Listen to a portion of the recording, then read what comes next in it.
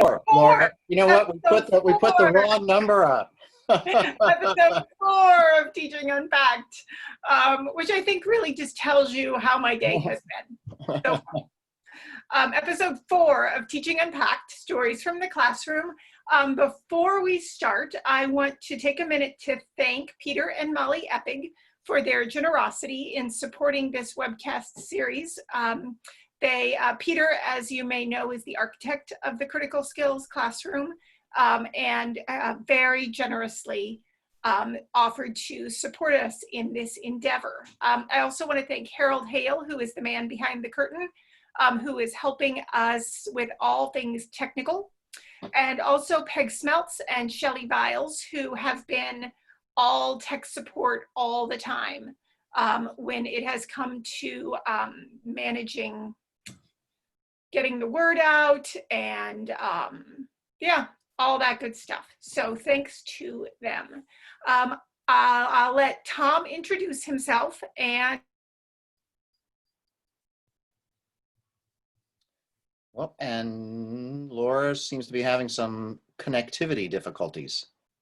So I'll go ahead and maybe introduce both of us, depending on whether she gets back. So my name's Tom Julius. I'm a faculty member at Antioch University, New England in the education department. And prior to that, I was an elementary school teacher for 17 years, kindergarten, second and third grade. So, and Laura, if her connection was better, would be telling us that is also a faculty member at Antioch University, New England, and that she is the current director of the Experienced Educators Program and has a background in secondary education, in particular in theater arts. So just at we're at the beginning of this webcast, what we want to say is to just let you know that we are going to record this webcast and that it'll be available, the recording will be available on the resources page. And we'll go over that at the end of the webcast. That questions should go in the Q&A, and we're not going to be using the chat for questions, but we will use that for technical issues. So maybe Laura's letting us know in the chat that she's having trouble with her connectivity. But so if you have any trouble, our friend Harold is here to help you, and he'll be watching the chat. Finally, if you are welcome to use ideas or materials from this webcast. We really want people to utilize and to share what we have.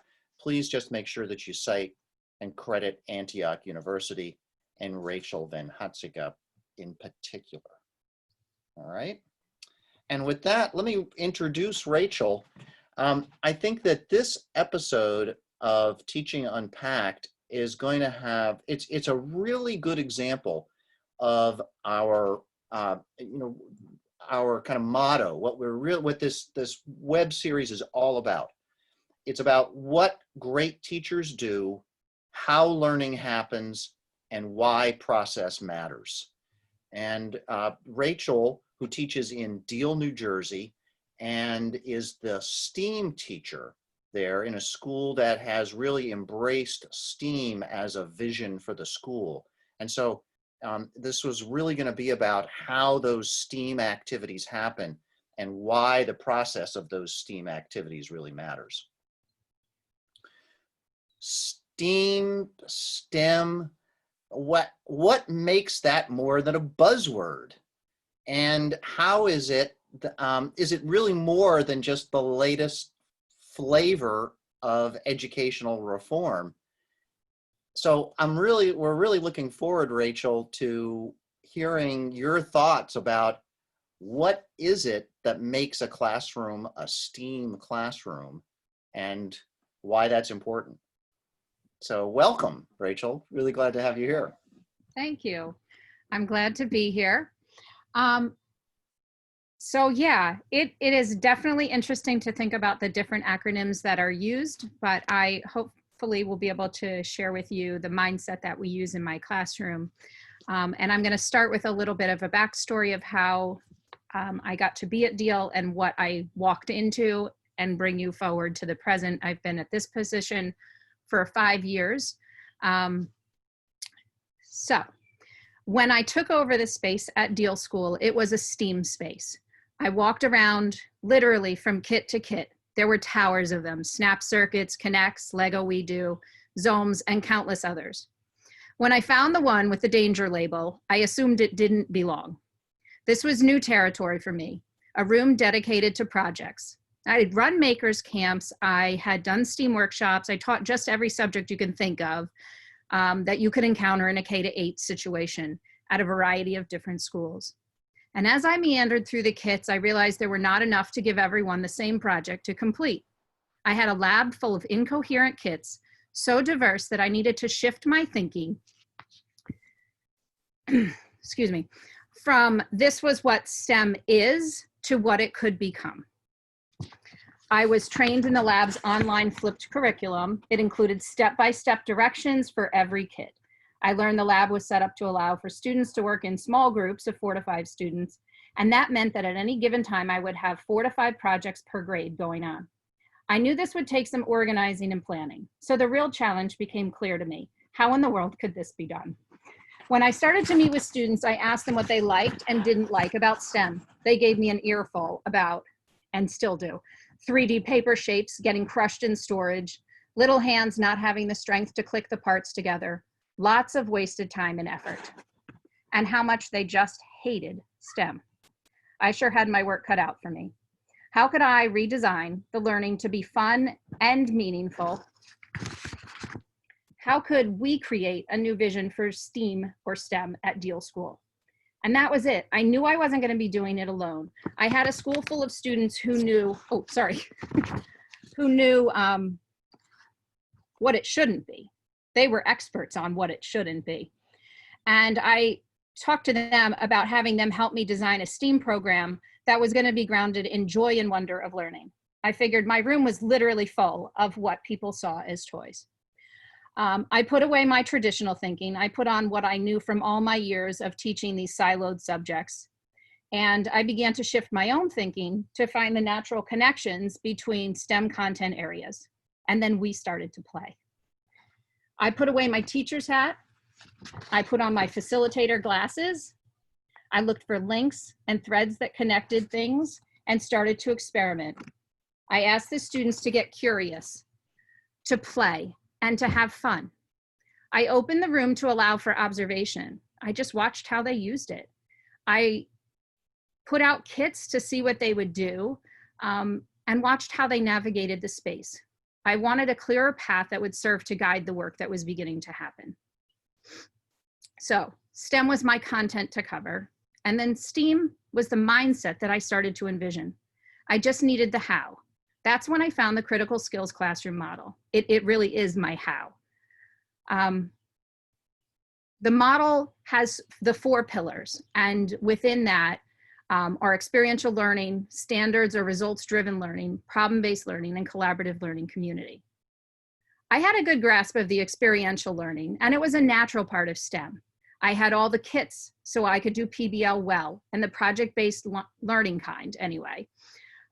So now in order to find the problems we're solving and find authentic opportunities, I look to my students. I ask them what mattered to them.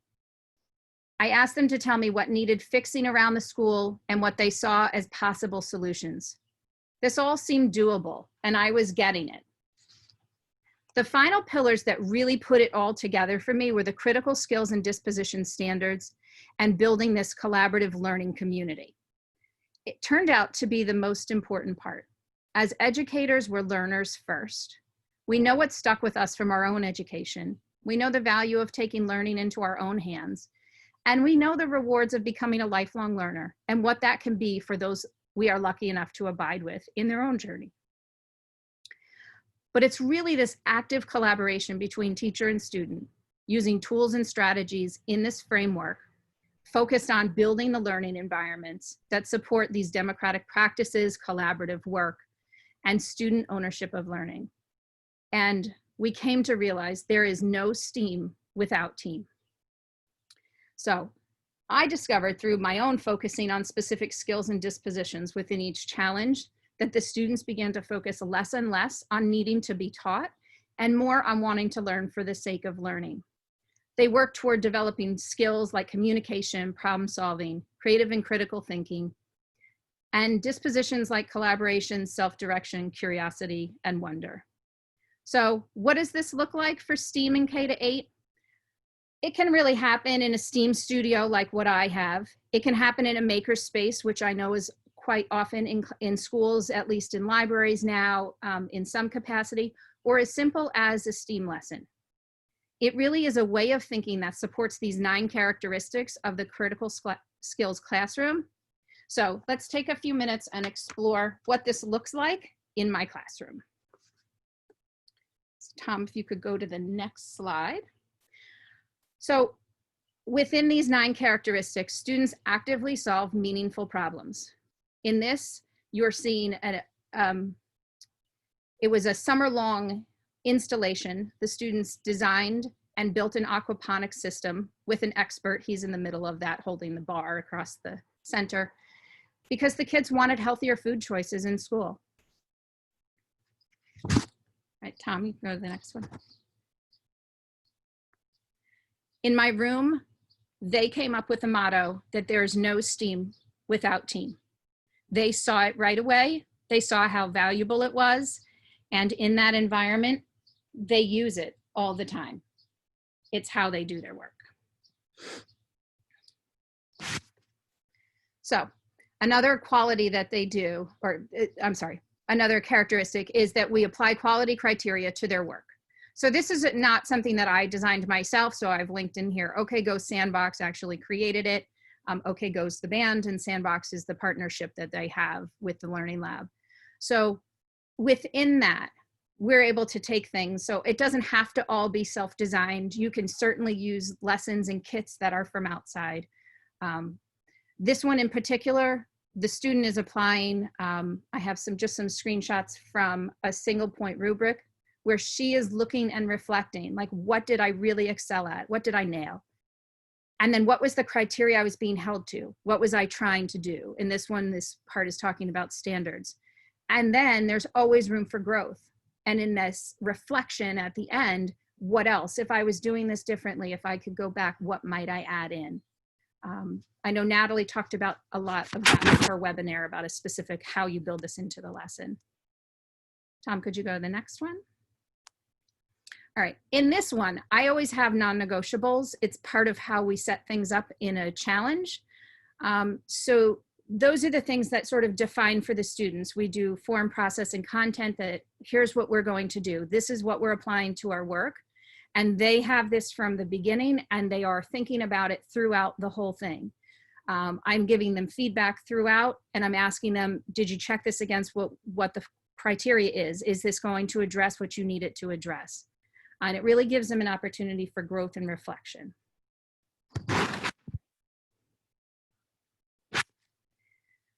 Another characteristic is that they publicly exhibit their learning in a variety of different ways. On the top right, something I wanted to just point out is we talk about when we're presenting our work, what is that going to look like and sound like and feel like to us? The thing that I think is really important is that these are the students' words. And you can see at the top that they thought that being heard was a critical part of what sharing their work was. So we do it in different ways. The top left part of the slide is a public showcase. School and local community come in, sometimes different organizations from around come in to sort of see them demonstrate their learning. The center one is an opportunity. I try to create these as often as possible for them to present their work virtually to other students and schools. And the one on the bottom, I create partnerships with local organizations and not-for-profits, and that happens to be the president of the Tesla Science Foundation on the left that is sitting with the 3 students on the right as they present their concepts using Tesla patents to create a way to solve a real world problem. We were looking at the UN Sustainable Development Goals. All right, Tom? Okay, so this one I think I have to unpack just a little bit for you. Throughout the process, we are constantly reflecting and pausing and debriefing what's going on. In this particular one, they are asked, you can sort of see it at the top, the challenge itself was to come up with a way for students at the Deal School to enjoy more nature.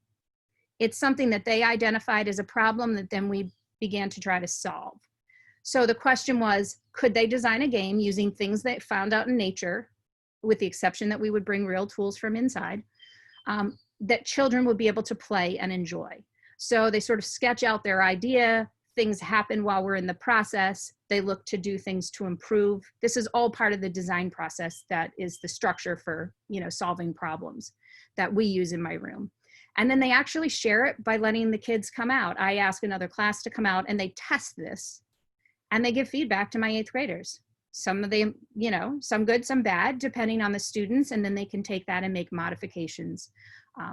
When we have the time in the schedule, we might invite a second class. But I think the piece that's really critical is that as I'm going through this with them, I'm coaching them along the way. I'm asking them lots of questions, not giving them answers to their problems. I'm letting them sort of figure that out. And in the bottom right, you can see that she says, when they came up with problems, they had to find a way to fix it.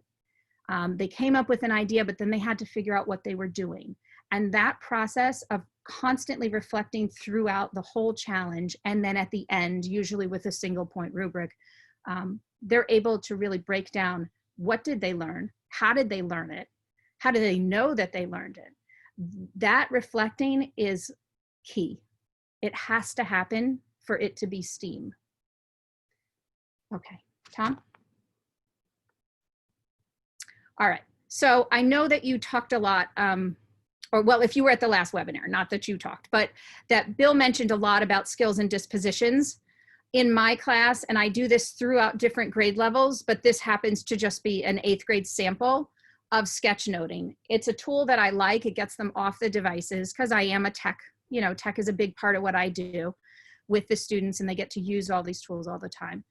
So this is really them reflecting before we went into a challenge on choosing a particular skill or disposition that they wanted to target. A lot of times with the younger classes, I will say, this is the one we're going to do. We're going to focus on collaboration, and what does that mean? And what does that look like? And what will I hear going on in the room, and do all of that with them. With this, 8th grade is preparing for a final culminating event where they are literally hosting the entire school. So it's really key. I have included a lot because they have almost every skill and disposition that we address, but it's them sort of wrapping their head around, what does collaboration mean to me? When I'm building this, what do I need to do? So Tom, if you want to go to the next one, we'll just take 30 seconds or so, see what jumps out at you. Sketchnoting is really interesting, the ones that you are gravitated to look at. And they're very personal. They're very different between each student, and students who don't see themselves as artists feel completely free in this format because it's not an art piece. It's just an expression of what I'm thinking and how I perceive this particular skill or disposition.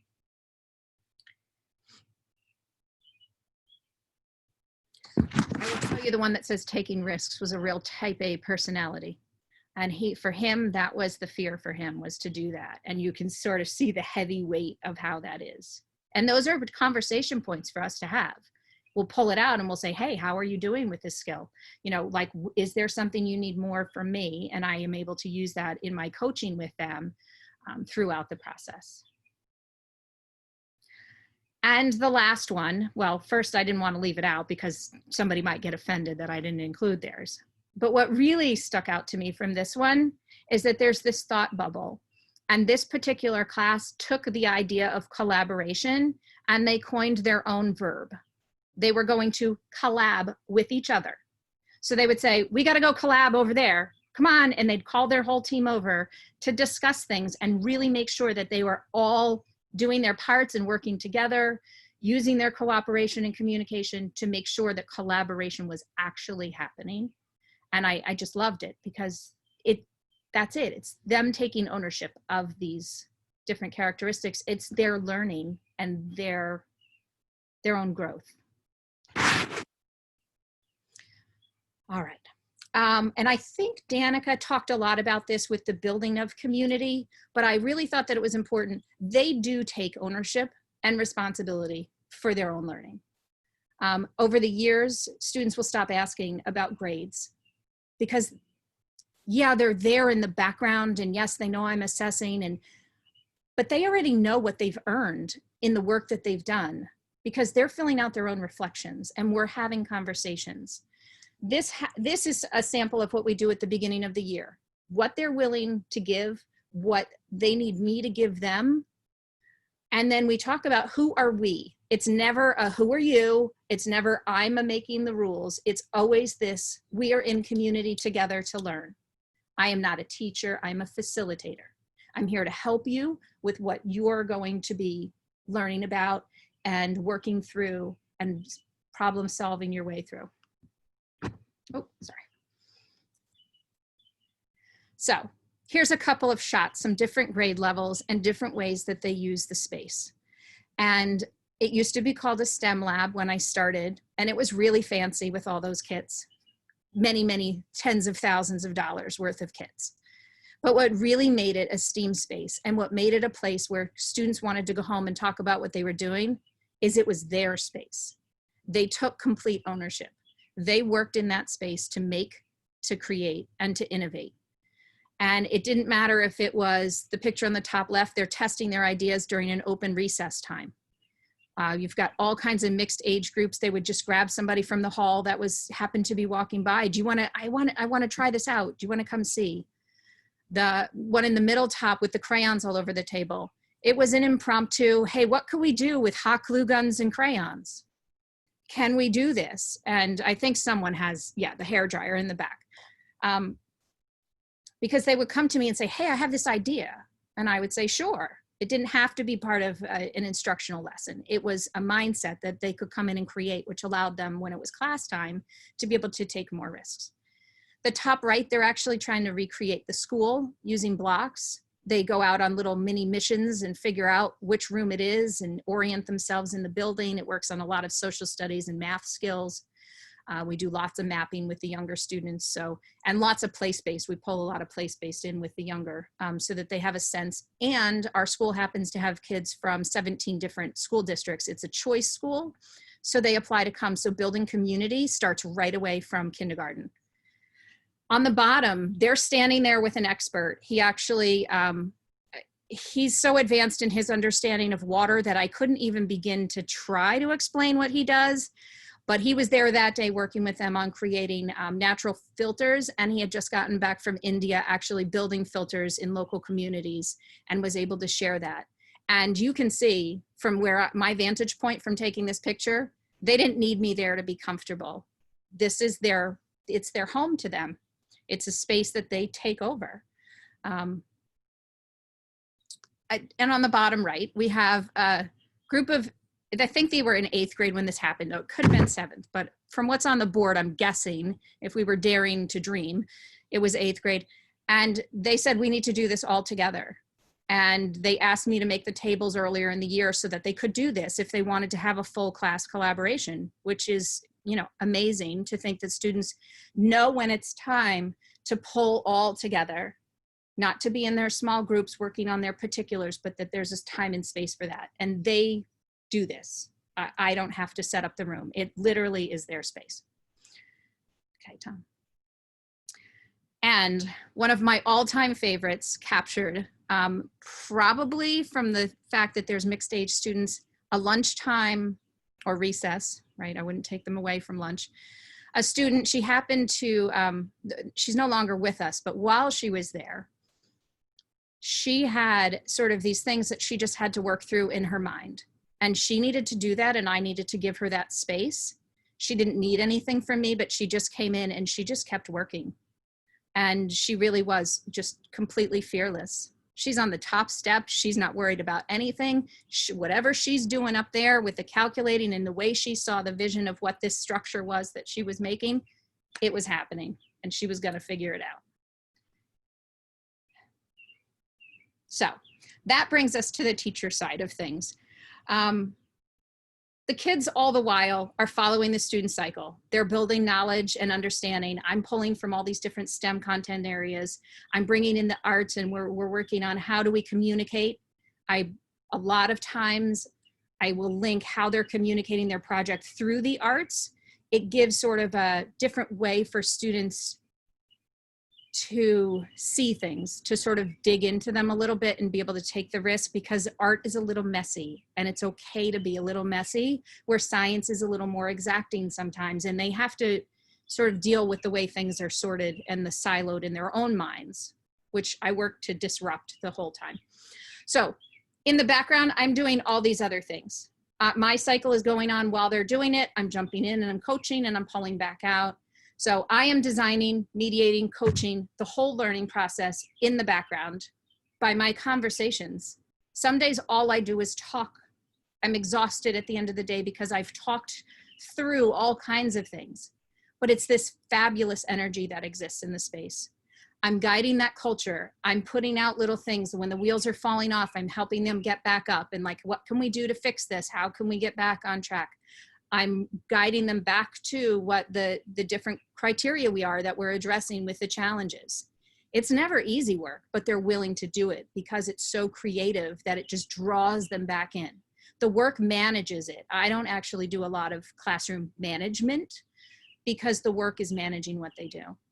And I build the plan. So this looks all neat and tidy, but Tom's gonna give you a little peek into what the inside of my brain looks like and how it actually happens. This is the tail end of a year where we've done a whole big deep dive into Nikola Tesla, his patents, very heavy stuff, how he came up with all these concepts, how they work, where we see them today. They've done a series of challenges that fit neatly onto the snails. And then there's all that other stuff that I have to build into it. It's the little things that I notice in my conversation, like, wait, they need this. Let me add that gear in. Those are all the pieces that get it working and moving. And it's not particularly neat. And my room looks messy a lot, which is exactly, this is a great picture of what it looks like. We sort of just accept that it's creative chaos because it has to happen. You have to get messy. There needs to be sandbox playtime for us to figure things out, especially when they're hard, especially when I'm pushing them into that zone where they're actually learning, into the sort of danger zone of, I don't really know what I'm doing, but I'm so motivated to try to figure it out. And I have to scaffold that in, and that's what all those gears and pieces are. Okay. And we'll end with a sketch note that I made, trying to wrap my head around and represent everything that goes in intentionally into building a collaborative learning community. It is not simple. It's definitely doable. But the thing that's interesting is that when people walk in my room, they think I'm just hanging out with the kids. And they don't necessarily know that people are learning because they're having so much fun, and they don't think that fun is necessarily learning. But it is happening all the time, very intentionally. I do lots of tweaking and readjusting at home because I see something falling apart with my collaborative learning community, and I'm gonna make sure that I fix it. By supporting them to correct whatever's happening. So I guess we could leave it on that and open it up to questions. Yeah, wow, Rachel, thank you. First I want to apologize, my power went out, that's why I disappeared. And Tom, I assume that you told everybody to put questions in the Q&A. I did. Okay. I did, yes. Some questions in the Q&A. I'm gonna bring us back to this picture. Yeah. Because I think it really is emblematic of what we're talking about. Yeah, it really is, isn't it? That and this one and these, where the kids are, where it has the collaborative community. You know, it occurs to me, Laura, that and Rachel, that at the very beginning, we kind of dove right in, and I said that we were going to talk about, we were going to ask us, so what is STEM? What is STEAM? What makes them more than buzzwords? We never actually defined STEAM. Oh. I mean, we never. So I'm likely most people on listening in know that we're talking about science, technology, engineering, arts, and mathematics, Right. and the way in which they get integrated into a coherent whole in activities in the classroom. Right. And I wonder if you put up the slide, Tom, that has the STEAM mindset. Those are the questions I use when I'm designing my challenges for the classroom.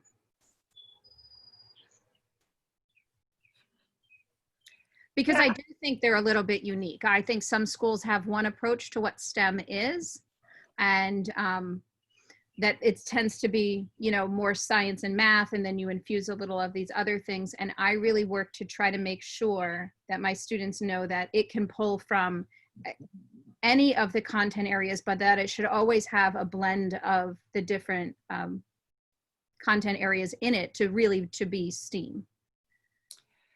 Yeah, so Jackie, or Rachel, sorry, I have a question from Jackie. So there, you mentioned that when you first came in, right, that it was just kits. There were just lots of kits. And I think Jackie's question is, you know, what was the most difficult thing for you in making the transition from, you know, all the kits, which is probably what the kids were used to this sort of different mindset, this different stance? So I actually found, and I still use it, there's a video that was done by Fablevision. So people might know Peter H. Reynolds. He's a famous children's book author.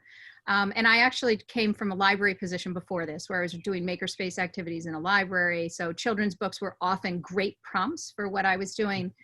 And his brother, his twin brother, Paul, we've actually met them. They've come and virtually Skyped into our school, both of them on different occasions. But I had found this video because what it does is it illustrates, and I would show this to them at the beginning of the year, and I would say, it's just different in here. I'm not a teacher. So you need to take that image of what a teacher is, and we've got all this stuff that we can utilize to learn. And all of them are going to teach the things that we need to learn in here. So we've definitely got the content is covered. It doesn't matter which kid it is. And so I don't know if I have the book handy. The book and the video are separate. So I believe the video is called Above and Beyond. Yes. And it was done first. And I think I could reach it, but the book is called Going Places. So, you know, book publishers have their stamp of approval on different things and alter some different things. So this is the Going Places book, which actually, it's funny. Now I show them both. I show the video, and there's a new video that goes with this version, and they know. So this is autographed by Peter for my kids, that all of the Deal School students, that they are going places. And the book, really, the premise of the book is that everybody gets a kit, literally a kit. And within the story, and we watch it and we analyze it and we talk about it, because I needed a jump. So, you know, Jackie's question is great. How did I get, some of the kits were frightening to me, like the one with the danger sign was literally a laser kit. And I went to my boss and I said, this needs to go somewhere. Well, I've since used it many times with students, and it doesn't, but it really belonged there. But it was just saying to them and being honest and authentic with them and saying, we can use these any way we want. We can use them as a tool. You go into an English language class and you're using your tools or paper and pencil and books. You're reading novels, you're researching. In here, our tools are endless. Literally, I have 5 closets full of kits. There are kits spilling out onto my floor at any given time. So it really is that jump, and I take it with them. And I say, we're designing this. I'm going to make sure we cover all the standards we need to cover. You need to tell me where your interests are so that I can design it to be engaging and motivating for you. and they love it. So Rachel, I'm going to put this in a little different context. Okay. So I spent years and years as a self-contained third grade teacher. I didn't have thousands of dollars of kits. Right. And I know that there are probably self-contained elementary classroom teachers out there who are being told by well-meaning administrators in their schools, we need to do more STEAM, Mm-hmm. as it demonstrates that it raises test scores. Right. So I think that one of the things I'm getting out of listening to you is that if a school has a kind of makerspace STEAM classroom, great. But it's not the kits and the materials that make it STEAM. Because Right. all of those slides that you showed us, every single one, it was about the characteristics of the classroom. It was about what was happening and the way how it happened in the classroom that made it a STEAM classroom. So I guess, because my question is, how would I, a third grade self-contained classroom teacher, make STEAM happen in my class? I think it could be as simple as a lesson where you say, hey, we're going to explore this. Here's a question. And you don't have to have any kits. A lot of they actually prefer cardboard, toilet paper tubes, paper towel tubes if you want to be a little more safe with your materials, scissors, glue, because it really is about engaging the imagination. And it's about asking them to think about these different concepts and bringing them together and finding a way that they fit. And there's a lot of resources that I use from the D School at Stanford. They're all free and available. They've got great prompts, and none of their materials that they use in any of their scripted lessons require anything like that. I think that it really has to do with how you approach it, that there's a sort of playfulness and a permission that it's okay to fail. It's okay to get it wrong. We're just going to try this. And to bring that from that perspective of fun. And then while they're doing it, they're noticing something happening, and I'm able to as the coach, as the person, and in your case, the teacher in the room, pulling from, hey, in science, remember when we did this? This is how this comes into this project. So it could literally be a table with paper and glue, maybe a scissor. I never give enough for everybody to have their own. We'll see how that goes after COVID and see if I have to give them their own. But I make it deliberate. Like, I make it so that when we're doing something, they intentionally have to start talking to each other and sharing materials and sharing ideas. Collabing. Yes, collabing, exactly. I love that. I think that, so two things real quick. Rachel, we'll have to make sure that the name of the book and the link to the video are in your resources document. So if anybody's trying to find those, we'll make sure they're in there. Yep. And the other thing that struck me when I was listening to Tom talk, in my little library STEAM lab, I have a few kits, but the kits were expensive and we don't have a lot of money. But what I found was that when I asked classroom teachers, what manipulatives do you have knocking around your room that you don't use anymore? Yeah. Because, they've got, as districts and schools move through different curricular programs, they often get sets of things that, they were useful when we were using that math program, but we don't use that math program. And now that stuff's sort of taken up space in my room. When I asked them for that stuff, I got all kinds of things. And the thing that we've used the most are these little tiny straws and little like twist ties. And because the kids can push the twist tie into the straw and then push the other end into another straw. And then the next thing I know, they're building all kinds of awesome structures. And that didn't cost us anything. Those were literally things that they had purchased with them when they did, I think it might've been everyday math, or it might've been the program before that. But yeah, and so we just had them. So a couple of other questions. Marjorie asks, how big are your classes, and do you have a set curriculum you're mandated to use? So STEAM doesn't actually have a curriculum in New Jersey, and there are no STEAM standards. So I am hired as a tech teacher So I teach the design end of the tech standards because we are lucky enough in our school to have 2 tech teachers. So I teach the engineering design ones, and I bring lots in from the design standards in the science standards. Was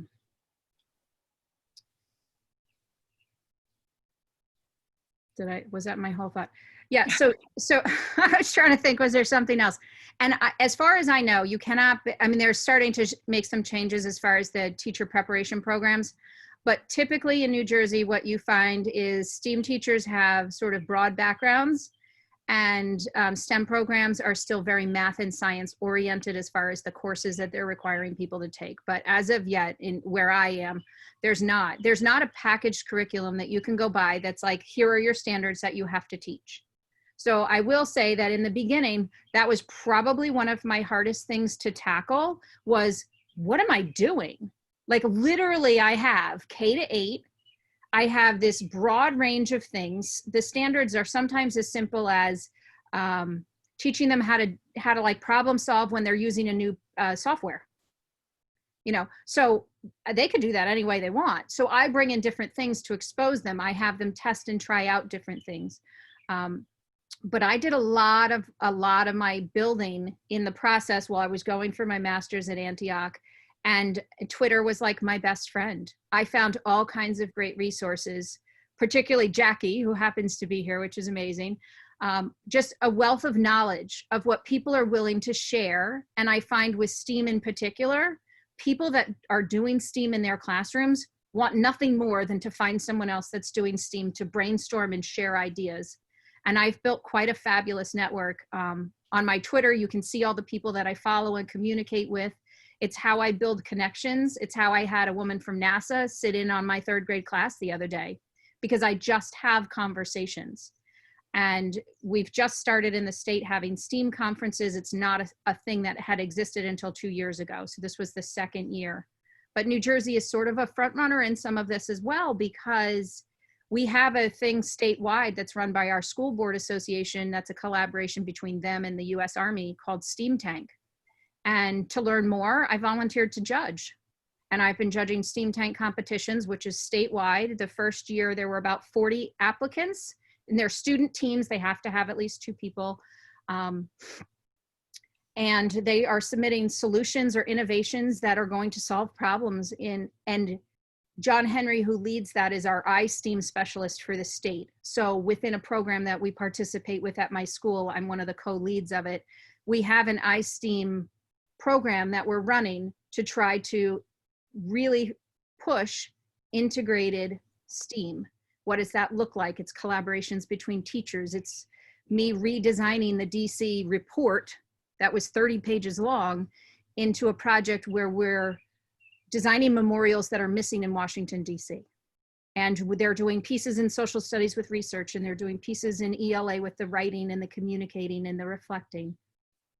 So it's that. It's just, it's like, to me, it's a willingness to step out a little bit out of this comfort of having a curriculum that's scripted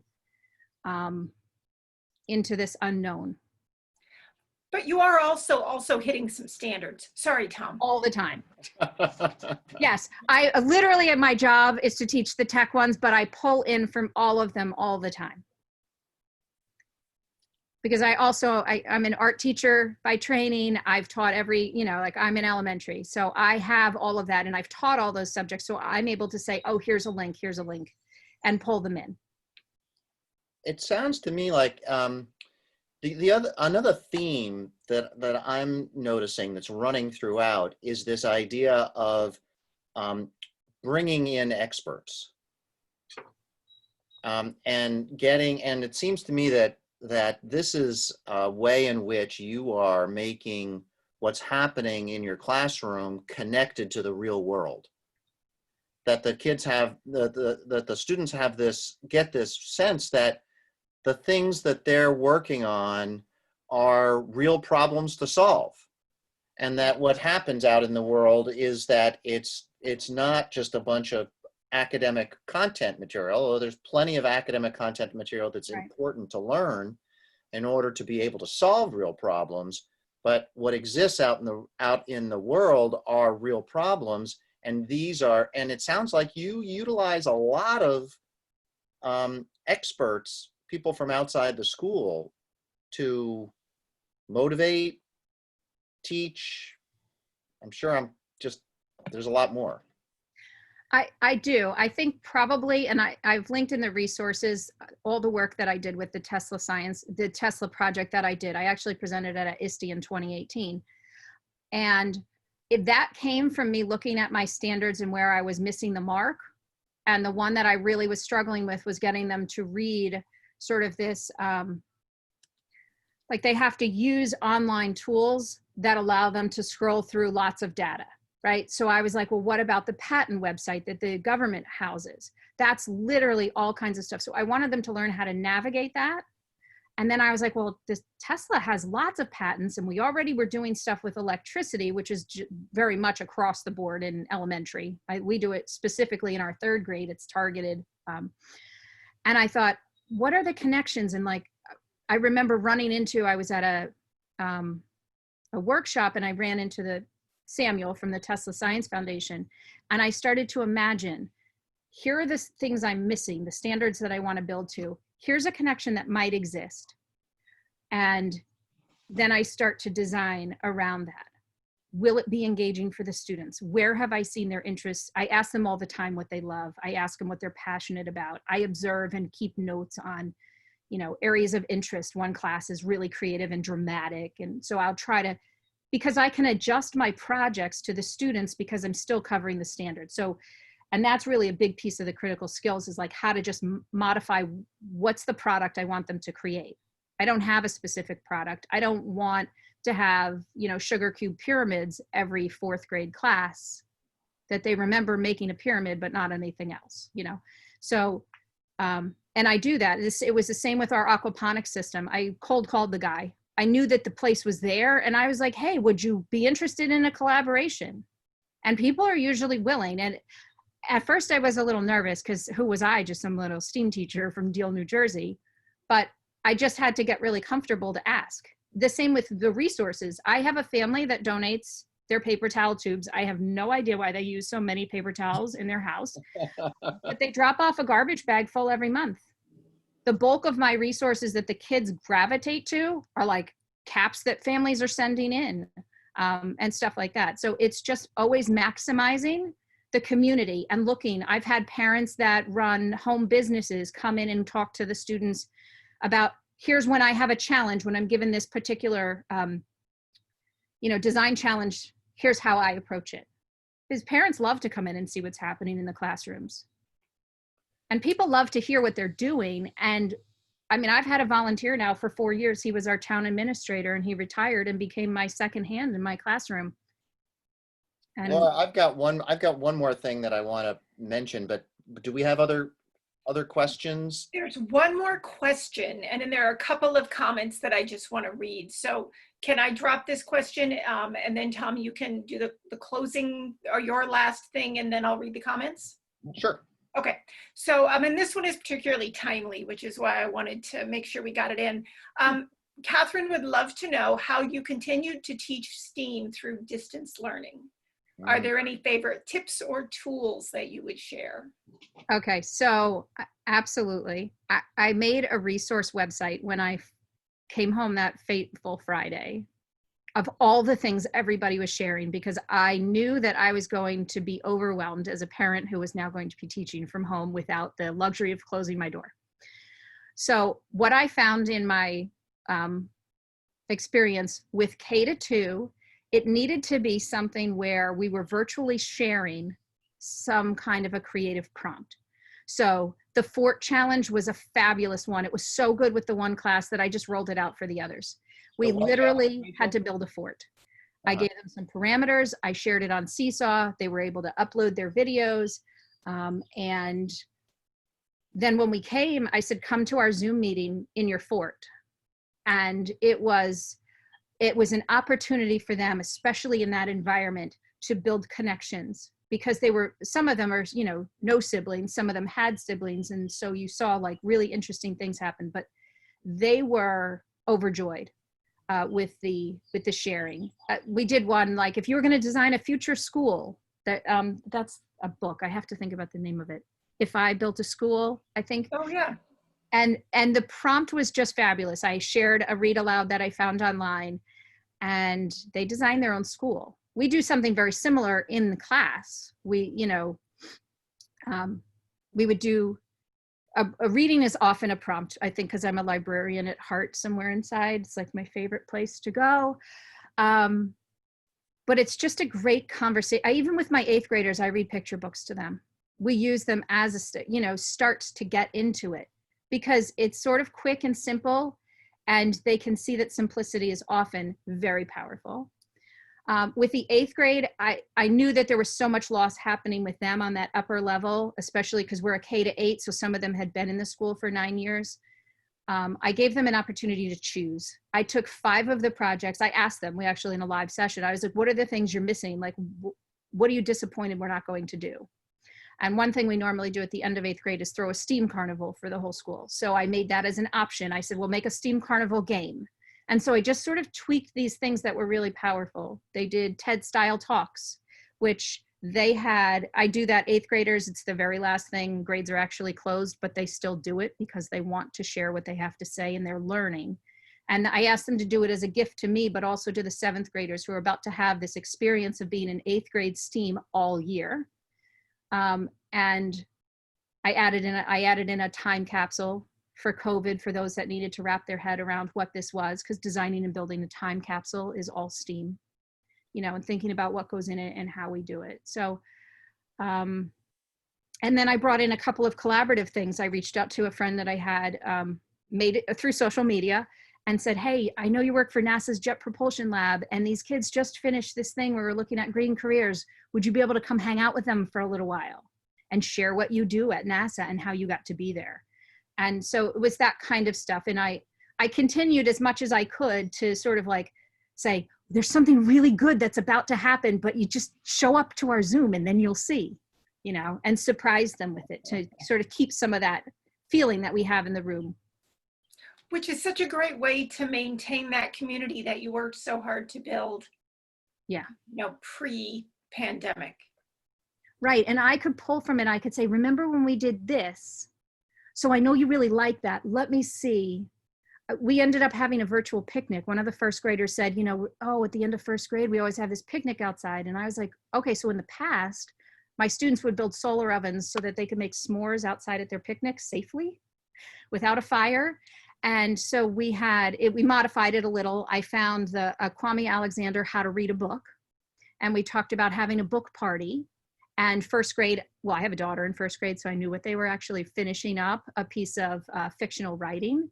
So I said, bring your book and bring one other favorite book that you have.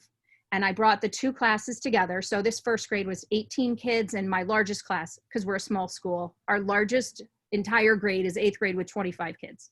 So the whole school is only 165, but we had these 2 together. I could see them all on my window. And I said, okay, I'm going to throw you in a breakout room. I don't know who's going in there, but you're going to share your story with whoever's there. So.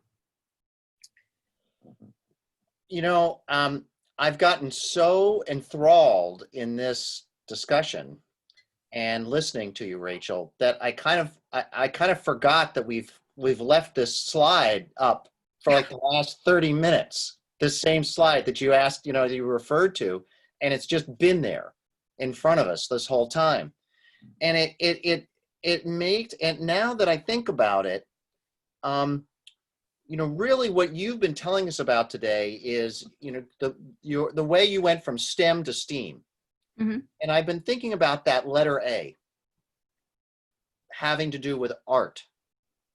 Right. And, and I'm thinking about, so what does art have to do with science, technology, engineering, and mathematics? And I think that what you've really made me think about is how having that art there is that it acknowledges that creativity and an artistic perspective are essential to understanding our world. That without that perspective, we're missing something. And it's really easy, in all of those examples, like that aquaponics lab, Mhm. or the block model of the school. I can see where there would be mathematics, where clearly we could name some mathematics standards that Mhm. those address. But it's the art, it's the art that makes life worth living.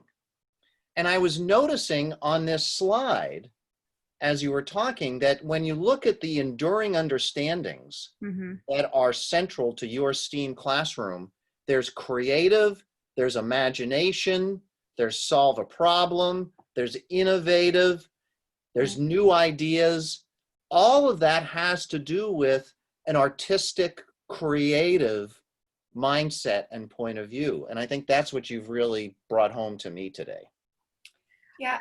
So Rachel, I want to share these last few comments. We're almost out of time because I want you to hear them. I think that they, and I would like other people to hear them as well. Bill said, I love the comment about tweaking.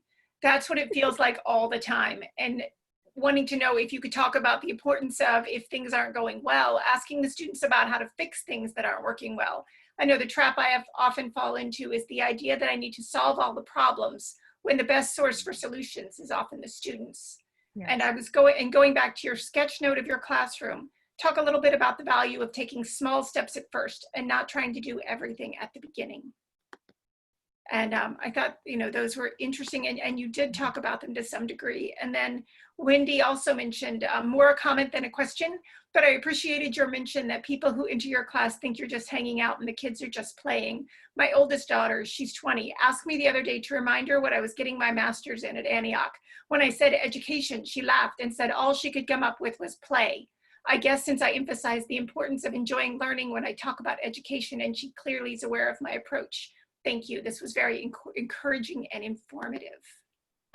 So I don't know if we only have about 2 minutes until we have to jump off, but I don't know if you have any final response or if you just want to say, or what. And I'll put up this kind of, my crazy sketch note. well, there's the two of these. So I think The mind of for me, Rachel. one of the things that was really important to sort of bring together sort of all of what you just said in those comments, which I appreciate and make me a little bit blushed, I have to say. This room and the way that I approach it is that I want to create a place where children can thrive. And that's what happens. And so in my former life, in my early part of my career, I studied art and psychology, and I thought I was going to be an art therapist. And so I did a lot of work in that way. So this all sort of fits and feels very good and natural to me, but it certainly can be learned. It's not, it's very possible and very doable. And the framework of a critical skills classroom really, to me, even with all of my experience, I've been in education for 20-ish years, it gave me the how to structure it and to support the kids the way that they needed to be supported so that they do thrive. And the bringing the arts into it, it's like another doorway into those topics and into those subjects that they might have already convinced themselves, I'm not good at math. I don't do math. Or I'm no good at science. I fail all the tests. Or, this debunks all of that for them. Just because I say, we're going to figure it out. We're going to find our way through. And yes, there might be failure. But I'm not grading you on getting a right or wrong answer. We're looking to see that you can grow and find solutions, which is why, and I have those questions posted in my room, the enduring understandings and essential questions, because I go back to them and I reference them with the students. And I think that having that, the arts sort of humanized it for them. It's what it was like when they were in kindergarten. It's what life is like when we are just allowed to be in the world. We figure it out. And it entrusts that they know that I believe in their capability and their ability to do those things. And then they're willing to take those risks and put themselves in what might be considered a little uncomfortable position while they're learning something new. We have this great time we call sandbox time where they really, I'm like, I'm not grading, it's sandbox time. Like we just pulled out a whole new kit. None of us know how to use it. And of course I know how to do a lot of the things, but they think I just don't know anything because it's a good strategy for me. Then I don't have to give them any answers. I can say, I don't know. What do you think? How can we do that? And it really just takes these things that could be overwhelming and hard I mean, Tesla patents, not easy. You know, building an aquaponics system where everything is self-contained and you don't want to kill anything, not easy. But they're willing to do the work. I think that's a great place, Laura, to bring this home. I agree. I put in the chat that I'm sending out a link that will have a link to all the resources. I had to fix the link. It broke, but I fixed it. And you'll also receive that by email. So if for some reason you can't get in, you'll also get it by email, and we'll have it sorted by that time. Next time, in less than 2 weeks, because we'll be meeting on a Wednesday rather than a Friday, we'll have Maura Hart with us, and she'll be focusing on leadership and how critical skills supports leading as a learner, leading to learn. So we hope that you'll join us then. Thank you so much, Rachel. Oh, thank you. I really appreciate you being with us today. It's my favorite thing to talk about, so I'm thrilled to have been able to have a chance. And thank you all for coming. Bye. All right, good night. Bye, everybody.